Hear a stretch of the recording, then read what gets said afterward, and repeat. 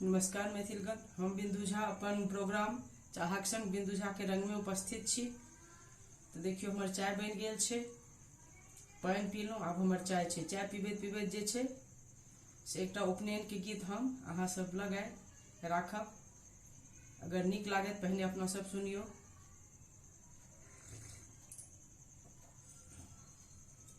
आगे माई काशी सारू सल बरुआ बनारस केने जाई। आगे माई काशी सारू सल बरुआ बनारस केने जाए। आगे माई कियो नहीं हित बंधु बरुआ बिलमाय।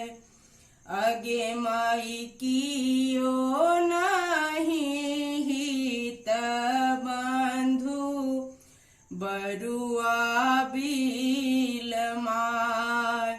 आगे माई काशी सारू सल बरुआ बनारस केने जाए। आगे माई घूरबैल गेलखिन बरुआ के माय। आगे माई घूरबैल गेलखिन बरुआ के माय। आगे माई किया बाबू रूसल आहाँ बनारस केने जाई। आगे माई किया बाबू रूसल आहाँ बनारस केने जाय।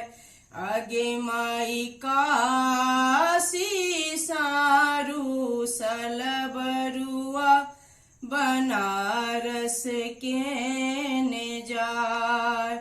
आगे माई कियो नहीं हित बंधु बरुआ बिलमा।